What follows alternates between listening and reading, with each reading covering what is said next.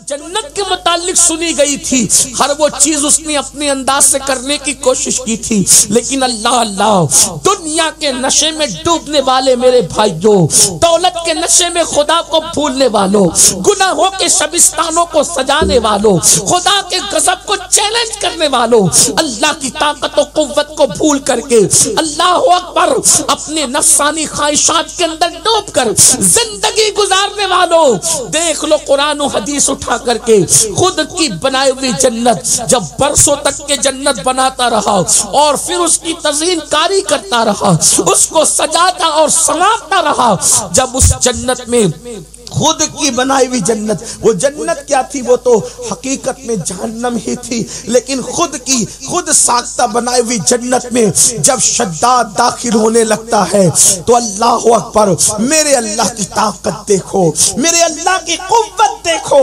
اللہ اکبر، اس کی سواری کے دو پیر اس کی خود ساختہ جنت میں پہنچتے ہیں اور اللہ حضرت اسرائیل کو حکم دیتا ہے اس کی روح ابھی قبض کی جائے کہ دو پیر سواری کے اس کے اندر ہے اور دو پیر باہر ہے، اور فرماتا ہے اس کی روح نکال لو کہ خود کی بنائی ہوئی خود ساختہ جنت کو بھی یہ دیکھ نہ سکے، تاکہ لوگوں کو اللہ کی طاقت کا اندازہ ہو جائے کہ خدا کی جنت تو دور کی بات ہے، اگر اللہ نہ چاہے تو انسان خود کی بنائی ہوئی جنت بھی نہیں دیکھ سکتا۔ یہ اللہ کی طاقت ہے، قوت ہے۔ اب وہ قوت والا خدا ارشاد فرما رہا ہے، وہ طاقت والا خدا ارشاد فرما رہا ہے، کچھ لوگوں کو میں جنگ کا چیلنج کرتا ہوں، کچھ لوگوں کو میں جنگ کا اعلان کرتا ہوں، اسی پر تو انسان کو لرز جانا چاہیے۔ اللہ اکبر، خدا تو انسان اگر پڑوس میں طاقتور رہتا ہے تو کوشش کرتا ہے کہ اس سے نہ ٹکرائے، اور اگر وہ ٹکرائے تو نقصان کمزور کا ہے۔ اسی طریقے سے ایک کمزور حکومت دوسری کمزور حکومت سے نہیں ٹکراتی، کہ اگر وہ کمزور حکومت کسی طاقتور حکومت سے ٹکرا جائے تو وہ کمزور حکومت کی اینٹ سے اینٹ بچ جائے گی۔ یہ بات دنیا کا اصول ہے اور یہ ایک دانشور اور ہوشیار انسان کی پہچان ہے۔ قرآن نے بھی یہی بات کہی ہے کہ ملکہ سبا نے یہ کہا تھا کہ جب طاقتور حکمراں کسی قوم پر حملہ آور ہوتے ہیں تو پھر ہوتا کیا ہے؟ وہ طاقتور حکمراں اس پورے علاقے کو برباد کر دیتے ہیں، شہر کو تباہ کر دیتے ہیں، اس کی اینٹ سے اینٹ بجا دیتے ہیں۔ جب یہ بات آپ کے ہمارے بالکل سمجھ میں آ چکی ہے اور اس بات کو ہم جانتے بھی ہیں کہ اگر کوئی کمزور کسی طاقتور سے ٹکرائے گا تو نقصان اسی کا ہوگا، وہ برباد بھی ہوگا، وہ تباہ بھی ہوگا، اس کی نسلوں تک اس کا اثر پہنچے گا۔ تو اب آئیے دھڑکتے ہوئے دل سے، ایمان والے دل پر ہاتھ رکھ کر کے ایک بات سن لیجئے، اللہ رب العزت بھی کچھ لوگوں سے جنگ کا اعلان کرتا ہے۔ اللہ فرماتا ہے میرا اعلان جنگ ہے کچھ لوگوں کے لیے۔ اللہ اکبر، اب آپ غور فرمائیں، ایک طاقتور انسان سے جب ہم ٹکرا نہیں سکتے، لڑائی نہیں کر سکتے، جنگ نہیں کر سکتے، تو اللہ جس کے ساتھ جنگ کا چیلنج کرے، اللہ جس کے ساتھ جنگ کا اعلان کرے، بتاؤ اس انسان کا کیا ہوگا؟ جو قوم کارپوریٹر سے، کسی سیاسی لیڈر سے، ایم ایل اے اور ایم پی سے لڑنے کی طاقت نہ رکھے، اللہ اکبر، جب اللہ رب العزت اس کے ساتھ جنگ کا اعلان کرے گا، خدا اس کو جنگ کا چیلنج کرے گا، تو اس کا کیا بنے گا؟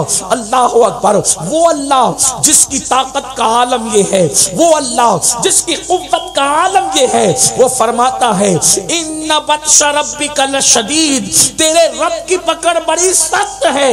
اللہ اکبر، کوئی طاقتور سے بڑھ کر طاقتور اللہ رب العزت کے قدرت کا مقابلہ نہیں کر سکتا۔ کیا تم نے نہیں دیکھا، تم نے نہیں سنا؟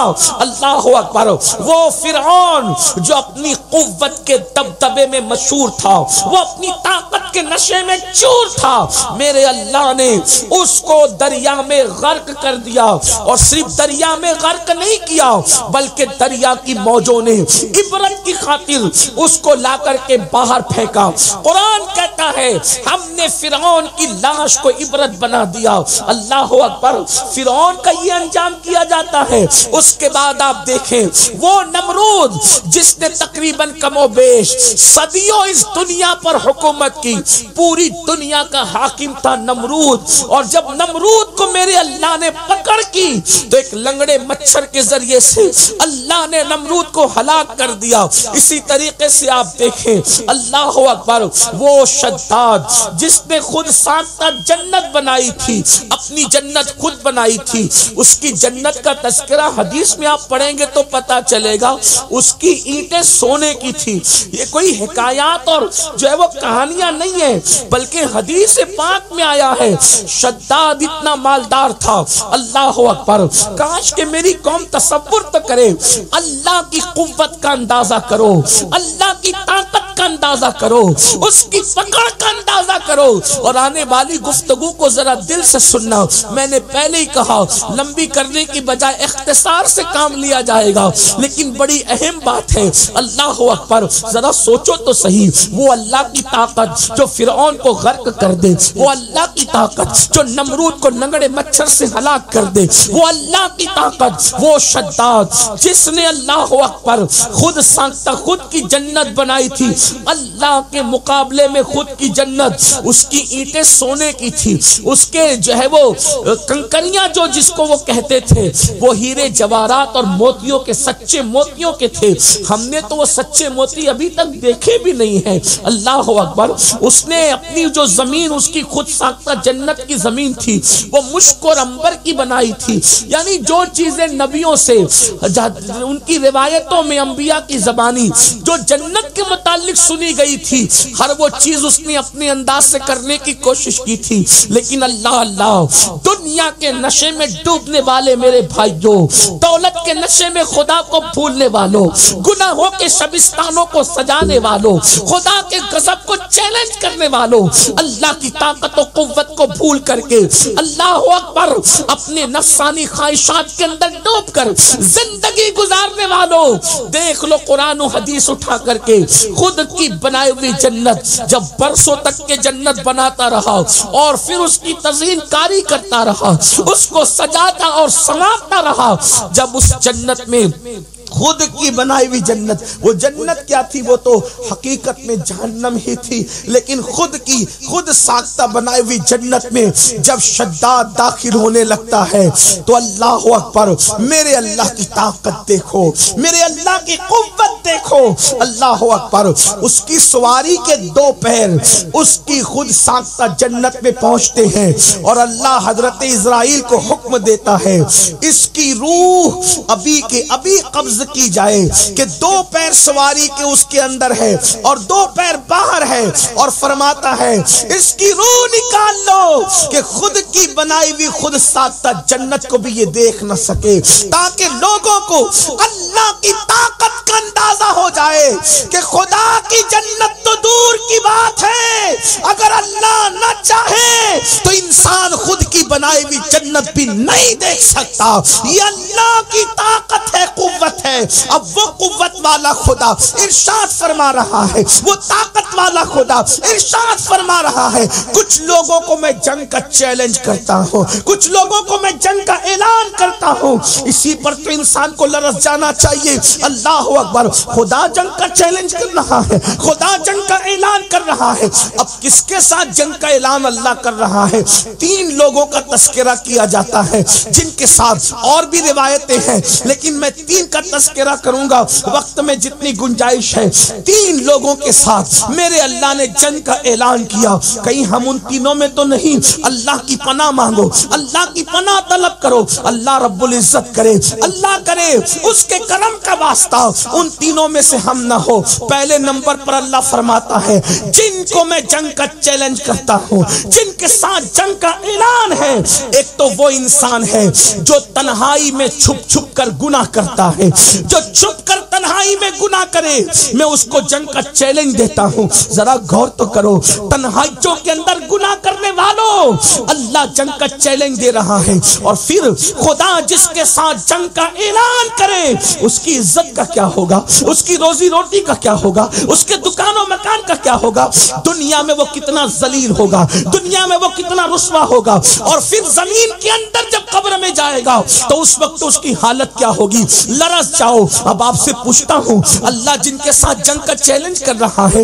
وہ پہلے نمبر پر کون ہے؟ اکیلے میں گناہ کرنے والا، تنہائی میں گناہ کرنے والا، کیا ہم اس کے اندر ہے؟ میں یہ نہیں کہتا اتنے بڑے مجمع میں کون ہے، لیکن اقبال نے کہا تھا اپنے من میں ڈوب کر پاجا سراغ زندگی، اپنے من میں ڈوب کر پاجا سراغ زندگی، تو اگر میرا نہیں بنتا نہ بن، اپنا تو بن۔ ہر آدمی اپنی تنہائیوں کو جانتا ہے، ہر آدمی اپنی تنہائیوں سے اچھی طرح واقف ہے، کون کیا کرتا ہے۔ میرے عزیز یاد رکھنا، یہ سفید لباس، یہ خوبصورت داڑیاں، یہ خوبصورت ٹوپیاں اور اللہ اکبر ناموں کے ساتھ ہمارے بڑے بڑے القاب و آداب، لیکن ہماری تنہائی کو تو اللہ دیکھتا ہے، ہماری تنہائی کو اللہ دیکھتا ہے۔ میرا رب فرماتا ہے اللہ کو غافل نہ سمجھنا، میرا رب فرماتا ہے ان اللہ خبیر بما تعملون، اللہ غافل نہیں ہے، وہ تمہارے اعمال کی خبر رکھتا ہے۔ اللہ اکبر۔ اب بتاؤ ہم تنہائی میں کرتے کیا ہیں؟ لوگوں کے سامنے عبادت کر کے، لوگوں کے سامنے نیک بن کے، لوگوں کے سامنے پرہیزگار بن کے ہم نے تنہائیوں میں کیا کیا؟ بتاؤ کیا آج مسلمانوں کی تنہائی کی راتیں کیسی ہے؟ لوگوں کے سامنے ہم بیٹھتے ہیں تو اللہ والے لگتے ہیں، اور تنہائی میں ہم شیطان کا ننگا ناچ بن جاتے ہیں۔ کیا آج کا مسلمان اپنی راتوں میں فلمیں نہیں دیکھتا؟ اللہ اکبر۔ گناہ کرتے ہوئے اگر دروازہ کھڑک جائے، دروازے کی آواز آ جائے تو آدمی کے دل کی دھڑکن تیز ہوتی ہے۔ ذرا توجہ کرنا میری قوم کے جوانوں، صوفی حمید الدین ناگوری جیسے اللہ کی عظیم ولی کے پڑوس میں رہنے والوں، آپ مجھے بتاؤ اگر ہم گناہ کر رہے ہو اور دروازے پہ دستک ہو جائے تو ہمارے دل کی دھڑکنیں تیز ہو جاتی ہے، لیکن بتاؤ دروازے پہ دستک دینے والا کون ہوگا؟ ذرا آج آپ سے میں پوچھنا چاہتا ہوں، کون دروازے پہ دستک دینے والا ہوگا؟ باپ ہوگا، بھائی ہوگا، بیوی ہوگی، بیٹا ہوگا، بیٹی ہوگی، دوست ہوگا، کوئی اپنی ہی طرح تو انسان ہوگا، انسان اپنے جیسا انسان ہوگا۔ اگر اپنے جیسا انسان دستک دے، دیکھا نہیں صرف دستک دے، تو ہمارے دل کی دھڑکن تیز ہوتی ہے۔ اللہ دیکھ رہا ہے تو بھی ہمارے دل کی دھڑکن تیز ہوتی ہے۔ گناہ کرتے ہوئے ہمیں اللہ دیکھ رہا ہے تب بھی ہمارے دل کی دھڑکن تیز ہوتی ہے۔ رستے سے چلتے ہوئے چکر مکر دیکھنے والوں کیا دیکھتے ہو؟ بالخصوص میری قوم کے ان جوانوں سے پوچھتا ہوں جو پکنک اور سیر و تفریح کے نام پر کبھی زنا کے اڈوں کو آباد کرتے ہیں، کبھی شراب کے اڈوں کو آباد کرتے ہیں۔ رند کے رند رہے، ہاتھ سے جنت نہ گئی، ہماری کیفیت یہ ہے۔ یاد رکھنا مخلوق کے سامنے نیک بن کر خدا کے سامنے پاپ کرنے والوں، اللہ فرماتا ہے میں تم سے جنگ کا اعلان کرتا ہوں۔ بلکہ ایک بات آپ کو بتا دوں، یہاں تک فرمایا کہ جو مخلوق کے سامنے عبادت کر کے تنہائیوں میں گناہ کرتے ہیں، میں ان کی نیکیوں کو ریت کے ذروں کی طرح بکھیر دیتا ہوں۔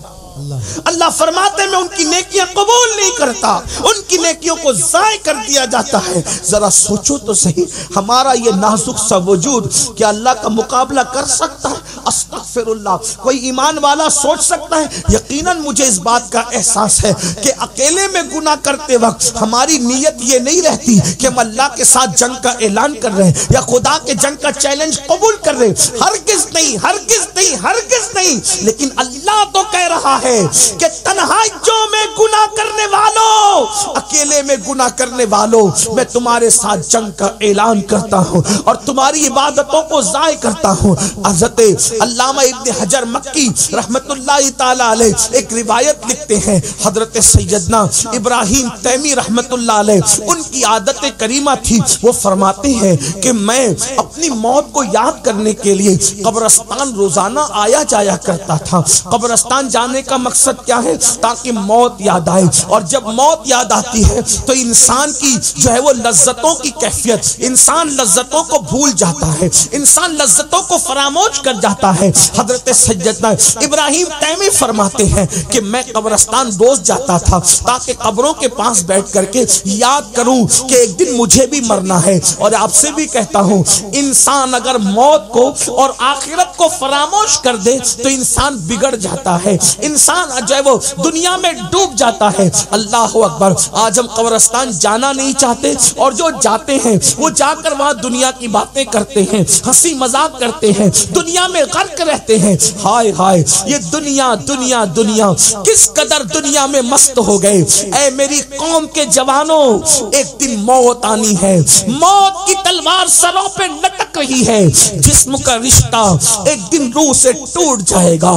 یہ بزنس، یہ کاروبار، یہ دولت، یہ مکان، یہ دکان، سب کے سب غیروں کا ہے، اپنا کچھ نہیں ہے۔ میرے بھائیوں، میرے آقا علیہ الصلوۃ والتسلیم کے دیوانوں، مولائے کائنات سیدنا امام علی کرم اللہ تعالی وجہہ الکریم ارشاد فرماتے ہیں، اے انسان، تین چیزیں صرف تیری اس دنیا میں، چوتھی کچھ تیری نہیں ہے۔ جو کھا کے ہضم کر جائے وہ تیرا ہے، جو پہن کر پھاڑ دے وہ تیرا ہے، اور جو اچھے اعمال کر جائے وہ تیرا ہے۔ یہ تین چیزیں تیری ہے، باقی کچھ اپنا نہیں ہے۔ بڑی بڑی بلڈنگوں پر غرور کرنے والوں، اللہ کو بھول جانے والوں، بڑے بڑے مکانات پر اترانے والوں، اللہ کو بھول جانے والوں، اپنی جوانی کے نشے میں خدا کے غضب کو چیلنج کرنے والوں، سن لو، اپنی کوئی اوقات نہیں ہے۔ اگر اللہ کسی کی کمر کی نس بھی دبا دے نا تو اس کو اس کی اوقات پتہ چلے۔ خدا صرف درد سر دے دے۔ میں تو حیران ہوں، جو قوم اللہ کا دیا ہوا درد سر برداشت نہیں کر سکتی، وہ قوم اللہ کا عذاب کیسے برداشت کر سکتی؟ سوچو تو صحیح، کہاں درد سر جس کو ڈاکٹر کی دوا دور کر سکتی ہے، ڈاکٹر جیسے انسان کی دوا جس درد سر کو دور کر سکتی ہے، انسان اس درد سر کا مقابلہ نہیں کر سکتا، تو وہ اللہ کا عذاب جہاں کوئی نہیں پہنچ سکتا۔ اور یہ بھی سن لو، اگر دماغ میں یہ خبط ہے کہ اللہ عذاب دے گا تو وہ بچائے گا اور وہ بچائے گا اور وہ بچائے گا، اللہ نے اس غلط فہمی کو بھی دور کر دیا۔ فرمایا ان عذاب ربک لواقع ما لہ من دافع، کہ تیرے رب کا عذاب واقع ہو کر رہے گا، اور جب وہ عذاب کا فیصلہ کر لے گا تو دنیا کی کوئی طاقت تجھے اللہ کے عذاب سے بچا نہیں سکے گی۔ اللہ کے عذاب سے دنیا کی کوئی طاقت نہیں بچا سکے گی، نہ مال، نہ منال، نہ اولاد، کچھ نہیں۔ کس زوم میں ہے، کس گھمنڈ میں ہے، کس غرور میں ہے؟ انسان تو ہے کہاں؟ انسان تو ہے کہاں؟ حضرت ابراہیم تیمی فرماتے کہ میں قبرستان آتا جاتا تاکہ موت یاد کروں۔ ایک دن میں قبرستان میں قبر کے پاس بیٹھا تھا اور میری آنکھ لگ گئی۔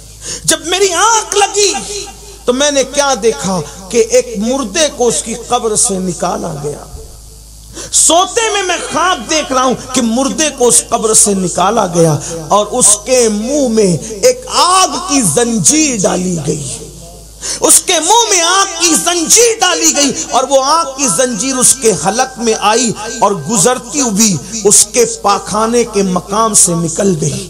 ذرا غور کرنا، اگر گرم گرم چائے کی چسکی لے لو تو زبان کا کیا ہوتا ہے، جب وہ جہنم کی آگ کی بنی زنجیر کسی کے حلق میں ڈالی جائے تو اس وقت اس کا کیا بنے گا، اور پھر پاخانے کے مقام سے نکالی جائے اس وقت اس کا کیا بنے گا۔ اللہ اللہ کہتے ہیں ابراہیم تیمی وہ تڑپ رہا تھا اور اس کی تڑپ دل کو بے چین اور بے قرار کر رہی تھی۔ میں نے یہ منظر دیکھا تو وہ دعائی دیتا تھا، اللہ کیا میں نے حج نہیں کیا، اللہ کیا میں نے عمرہ نہیں کیا، اللہ کیا میں نمازی نہ تھا، اللہ کیا میں تلاوت قرآن نہ کرتا تھا۔ یعنی وہ اپنی نیکیاں گنانے لگا اور اپنی نیکیوں کا تذکرہ کرنے لگا۔ اللہ اکبر۔ جب وہ اپنی نیکیاں گنا چکا تو اس کے بعد غیب سے آواز آئی، ہم جانتے ہیں تو سب کچھ کرتا تھا لیکن تنہائی میں گناہ کرتا تھا. یہ اکیلے میں گناہ کرنے کا وبال ہے جو تیرے حلق کے اندر زنجیر آگ کی ڈالی گئی ہے. اب آپ سے پوچھتا ہوں اپنی تنہائیاں کیا ہیں؟ موبائل کے مشکل پاسورڈ ڈال کر کے موبائل کی گندگی بیوی بچوں سے چھپانے والوں، کیا اللہ سے بھی یہ گندگی چھپ جائے گی؟ آپ مجھے بتائیں. اللہ اکبر. چپ کے عورتوں پہ پاپ کی نظریں ڈالنے والوں، سماج سے یہ آنکھوں کو چھپا سکتے ہو، کیا اللہ سے بھی چھپا سکتے ہو؟ آپ سے پوچھنا چاہتا ہوں. اللہ اکبر. سفر میں تنہائی کا موقع پا کر کے گناہ اور جرائم کرنے والوں، سفر کی رودات سب سے چھپا لو گے، کیا اپنے رب سے بھی چھپا لو گے؟ وہ اللہ جو خود فرماتا ہے او تنہائی میں سفر کر کے اپنے آپ کو اکیلے سمجھ کر بے باک بننے والوں، وہ فرماتا ہے ہوا ماکم اینما کنتم، تم جہاں کہیں ہو اللہ تمہارے ساتھ ہے. آپ سے پوچھتا ہوں جب اللہ ساتھ ہے، اللہ اکبر، وہ علم قدرت کے اعتبار سے ہمارے ساتھ ہے، اس کی نگاہ سے ہم چھپے نہیں ہیں. تحت الثری کی تہ میں جا کے گناہ کرو گے تو بھی اللہ دیکھ رہا ہے، اور پہاڑوں کی بلندیوں پہ جا کے گناہ کرو گے تو بھی اللہ دیکھ رہا ہے. مگر سنو میری قوم کے جوانوں، آج ہم کہتے ہیں نا کٹ رہے ہیں، مر رہے ہیں، تباہ ہو رہے ہیں، برباد ہو رہے ہیں، تو اللہ جن کے ساتھ جنگ کا چیلنج کرے اس کا یہ انجام نہ ہوگا تو کیا ہوگا؟ باتیں تو اس زمن میں بہت سی کرنی تھی، لیکن وقت تو جو ہے وہ آپ نے کافی تاخیر سے مجھے مائک دیا اور میرا وقت مکمل ہوا. اسی پر میں اپنی گفتگو کو مکمل کرتا ہوں.